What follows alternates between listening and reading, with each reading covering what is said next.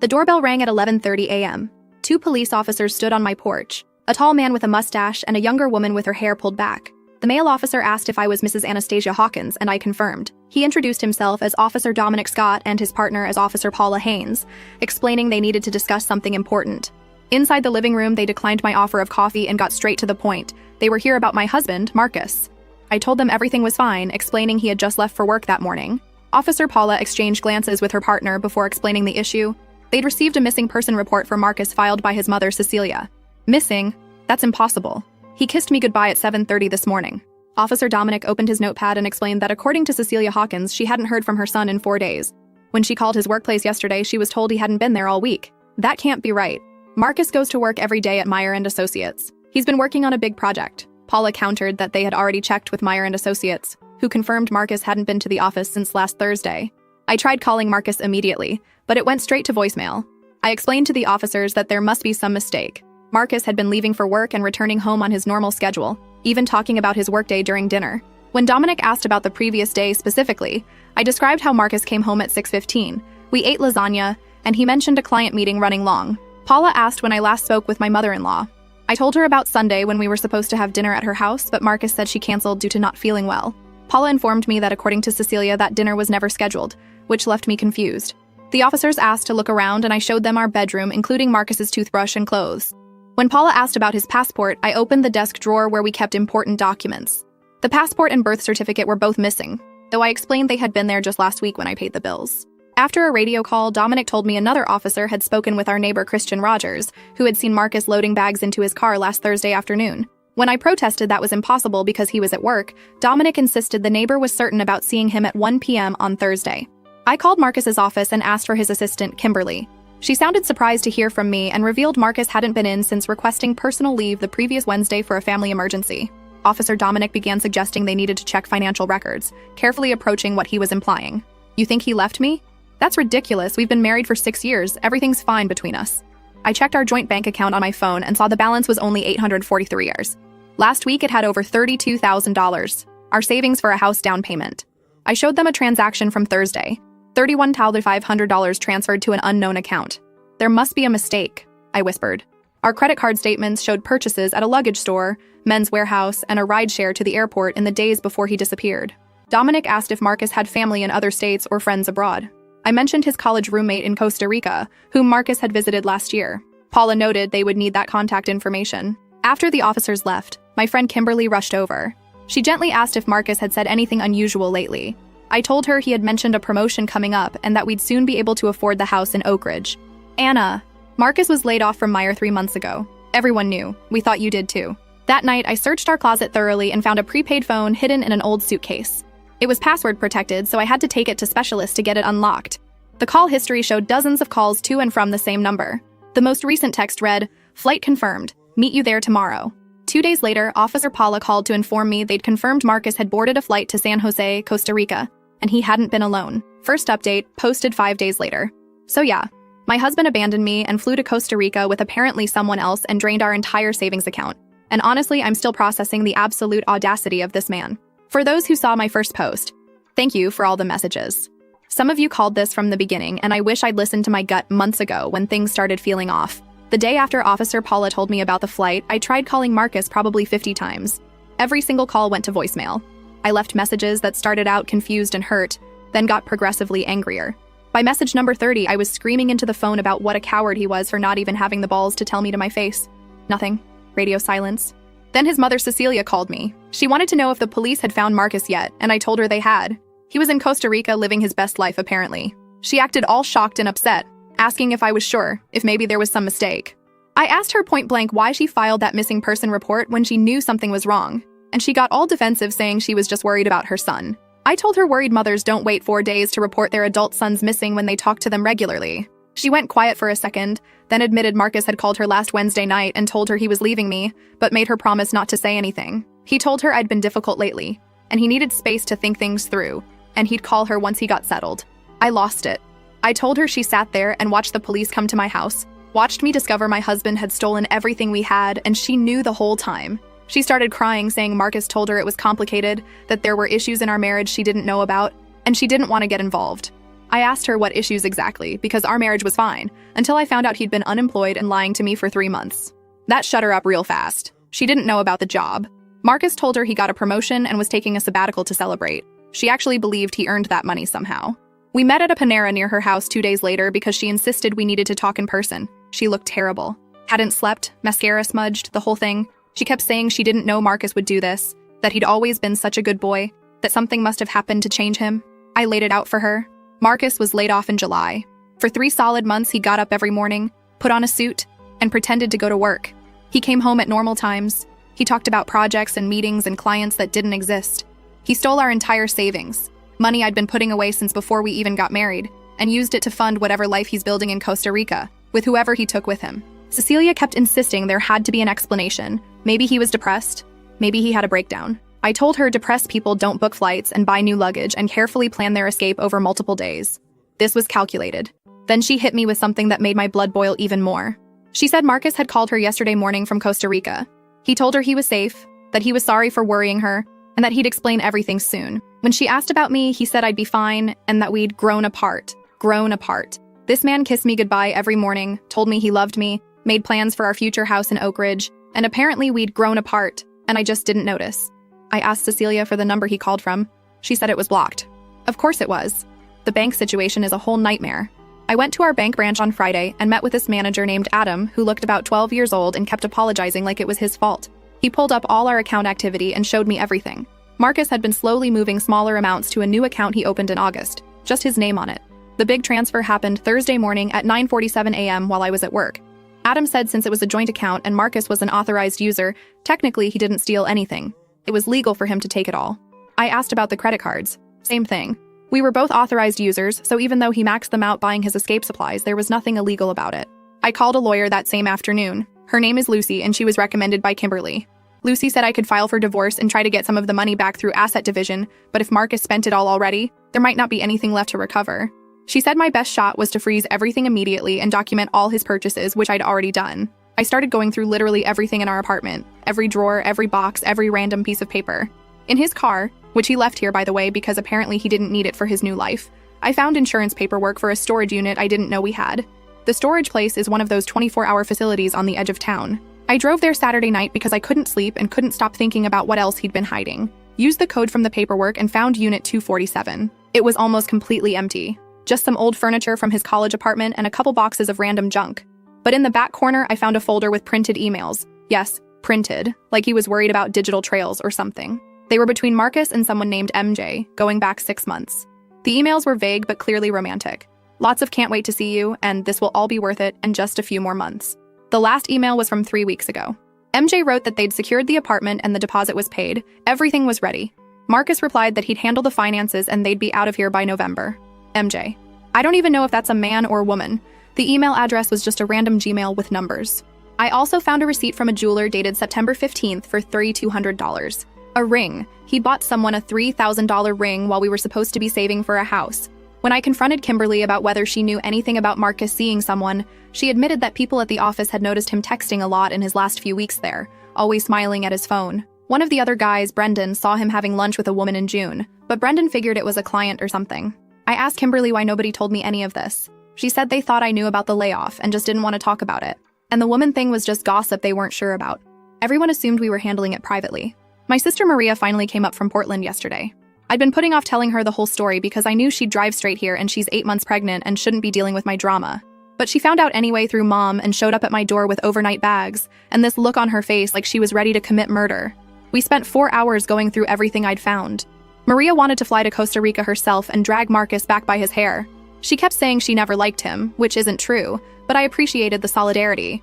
She also said something that's been stuck in my head. She asked why Marcus went through all this elaborate planning and sneaking around instead of just divorcing me if he wanted out. That's what I can't figure out.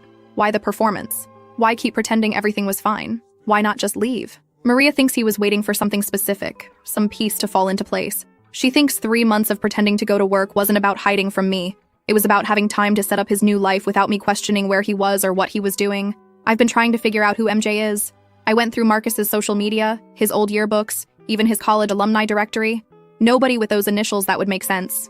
I asked Cecilia if Marcus had mentioned any new friends lately. She said no, but she also didn't know her son was unemployed and planning to flee the country, so her information isn't exactly reliable. The worst part is lying in bed at night in the apartment we shared and realizing I don't actually know who I was married to. The Marcus I thought I knew would never do this. That Marcus was responsible and honest and would talk through problems instead of running away. But that Marcus never existed, did he?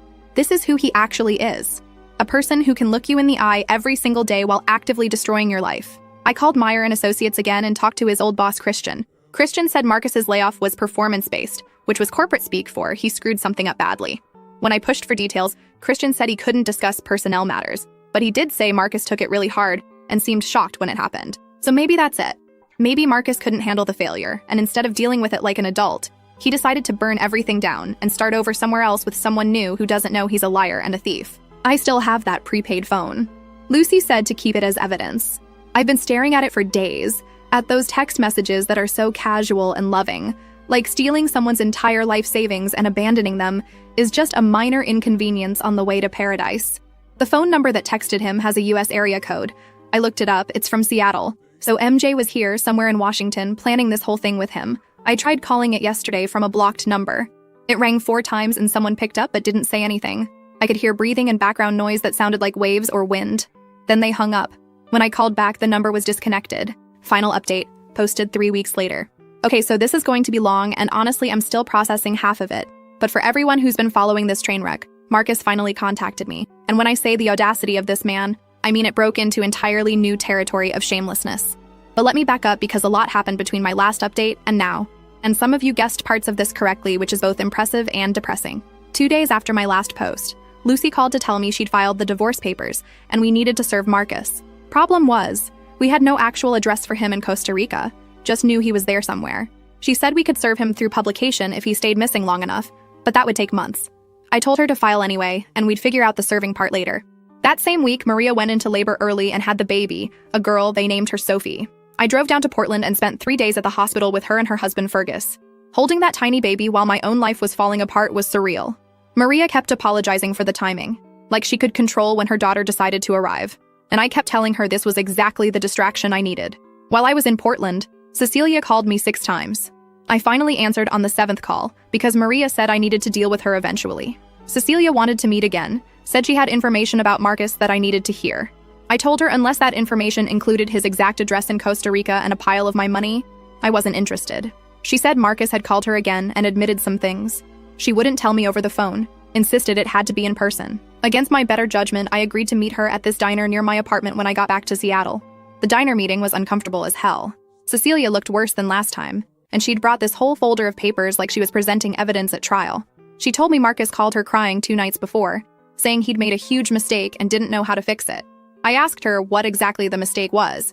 Stealing my money, lying for months, or abandoning his marriage because from where I sat, he'd made several. She said Marcus admitted he'd been seeing someone he met online. When he lost his job, he spiraled and convinced himself his entire life here was a failure, and this other person represented a fresh start. The person's name is Madison Jimenez, a woman, which honestly I'd figured out already, but hearing it confirmed still felt like a punch. Cecilia said Madison lives in Seattle and they met through some online gaming community Marcus had joined last year. I didn't even know Marcus played online games.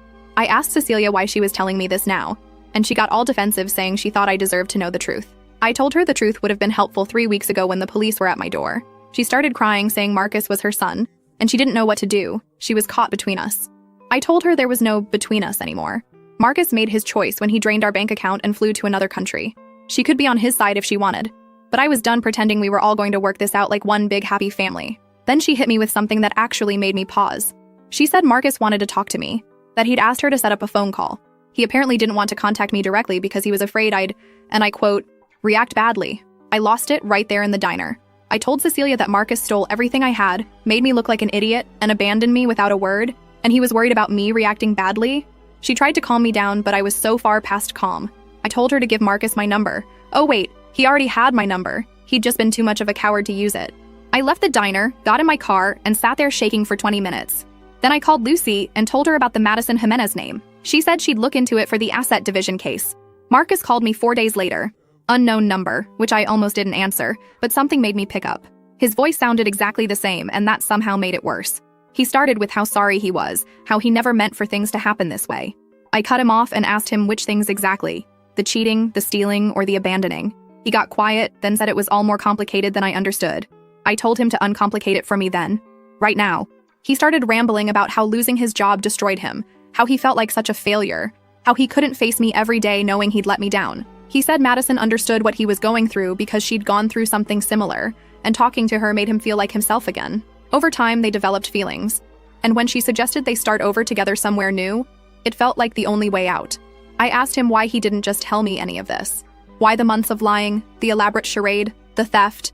He said he tried to tell me so many times but chickened out because he knew it would hurt me. And the longer it went on, the harder it got. He said he took the money because he figured we'd split it in the divorce anyway, and he needed it to start his new life. That's when I completely snapped. I told him that money wasn't ours anymore.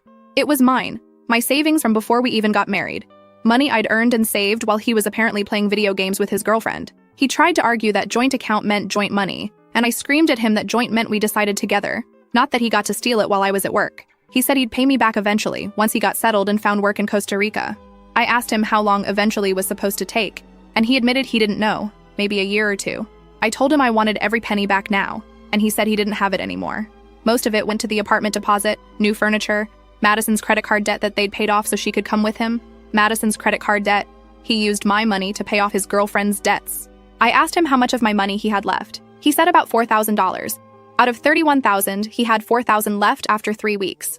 The conversation went on for almost an hour. He kept trying to justify everything, saying he'd been depressed and not thinking clearly, that he'd never meant to hurt me this badly. I asked about the ring I found the receipt for, and he admitted he'd bought Madison an engagement ring in September. They were planning to get married once our divorce was final.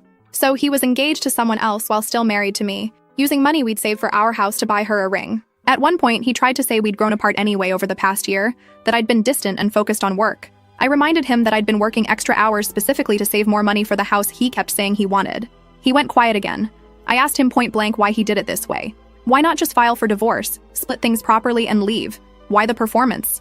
He finally admitted the truth. He didn't think he could get away with taking all the money in a normal divorce. He knew I'd fight him on it, that my lawyer would make sure everything was split fairly.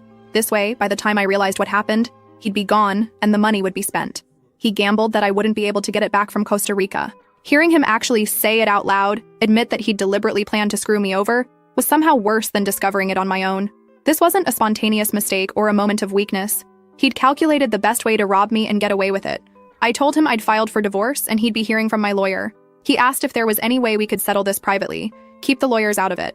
I asked him why I would do him any favors when he'd spent the last 4 months ruining my life. He said because we'd loved each other once, because we'd been happy, because I was a good person who'd want to do the right thing. The manipulation, like I was supposed to roll over and make things easy for him after everything he'd done. I told him the right thing would be him getting on a plane, coming back to Seattle, and facing the consequences of his actions like an adult. He said he couldn't do that. His life was in Costa Rica now with Madison. I asked if Madison knew he was still legally married, and he said yes, she knew everything and supported his decision to leave. I hung up on him. I couldn't listen to another word. Lucy was thrilled when I told her about the call. Apparently him admitting to deliberately hiding assets and planning to keep them from me was exactly what she needed. She said it probably wouldn't get all my money back, but it strengthened our case significantly. She also found Madison Jimenez's social media through some legal databases she had access to. Madison is 29, and based on her Instagram, had been posting photos from Costa Rica for the past 2 weeks. Beach sunsets, tropical drinks, her and Marcus looking disgustingly happy together. In one photo from last week, you could see the ring on her finger. Seeing them together, seeing how happy they looked while I was here dealing with the wreckage of my life, made me physically sick. Maria said I should stop looking at the pictures, that I was torturing myself, but I couldn't. I needed to see it, needed to understand who this person was that my husband had chosen over me. Based on what I could piece together from Madison's old posts, she'd been going through a divorce of her own when she met Marcus. Her ex-husband was some guy who'd cheated on her, and she'd been pretty open online about how devastating it was. So she knew what betrayal felt like, and she still helped Marcus do the exact same thing to me. I found her ex-husband's profile too. He'd commented on some of her old posts.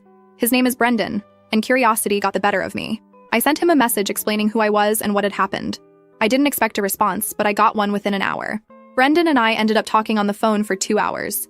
His divorce from Madison had been finalized in March, right around when she apparently met Marcus. He said Madison had a pattern of jumping into new relationships fast, that she needed constant validation and attention. When their marriage fell apart, she'd immediately started dating someone new, and Brendan figured this Marcus guy was just the next in line. He also told me something interesting. Madison had terrible credit and a lot of debt from their marriage. She'd maxed out credit cards trying to start a business that failed, and in their divorce settlement, she'd taken on most of that debt. He said she was always looking for someone to rescue her financially. Suddenly, Marcus's story about paying off her credit card debt made a lot more sense. Madison hadn't just been his emotional support. She'd needed his money. My money. He told me Madison's parents had disowned her over the way she handled their divorce, and she'd been pretty isolated before meeting Marcus. The divorce is moving forward slowly. Lucy says it'll take months, maybe longer since Marcus is in another country. She's working on getting his wages garnished once he finds work, and trying to freeze any assets he might have through legal channels. It's complicated and frustrating and expensive. Cecilia called again last week. She said Marcus had asked her to tell me he was sorry, that he hoped someday I could forgive him. I told her I didn't want his apologies through intermediaries. If he was actually sorry, he could wire back my money and stop hiding in Costa Rica. She said he was trying to build a life there and couldn't just abandon everything. I also told Cecilia that she needed to decide whose side she was on, because I was tired of her playing messenger between us. Either she was going to support what her son did, or she was going to acknowledge that he destroyed my life and stole from me. She couldn't do both. She got upset and said I was being unfair, that she was trying to help everyone. I told her there was no helping everyone in this situation. Marcus made his choice, and she needed to make hers. She said she'd always love her son, no matter what he did. I told her that was fine, but don't expect me to keep talking to her then. We haven't spoken since. My apartment lease is up in 2 months and I'm not renewing. Too many memories here. Plus, I can't afford it on my own anyway. Maria offered to let me stay with them for a while, but I think I need my own space. I've been looking at smaller studios closer to my work. I keep going back through our relationship trying to figure out what was real and what was performance. Did he ever actually love me? Was our entire marriage just convenient until something better came along? Brendan says I'll drive myself crazy thinking like that. And he's probably right. He said he spent months doing the same thing with Madison before he realized it didn't matter. Whatever truth was there got buried under so many lies that it was impossible to excavate. I asked Brendan if he'd known Madison was seeing someone new. He said he'd suspected based on her social media activity but hadn't known who until I reached out. He said Madison had a habit of rewriting history, making her current relationship seem like true love, and her past relationships seem like horrible mistakes. He warned me that she was probably painting Marcus as her savior right now, the man who rescued her from her terrible life. But here's what I keep coming back to. Marcus could have divorced me honorably. He could have been honest about losing his job, about falling for someone else, about wanting out of our marriage. It would have sucked and hurt and been awful, but it would have been real. Instead, he chose to lie and steal and manipulate, and that says everything about who he actually is. I don't want him back. I don't forgive him. I don't wish him well. I hope his life in Costa Rica falls apart spectacularly. I hope Madison runs through whatever money he has left and leaves him for someone else. I hope he ends up alone and broke and realizes way too late what he threw away. Lucy says we should have a settlement offer in the next month or 2. Marcus will probably try to negotiate paying me back in installments or some other garbage. Either way, it's not my problem anymore. Marcus is Madison's problem now, and God help her when she realizes who she actually ended up with.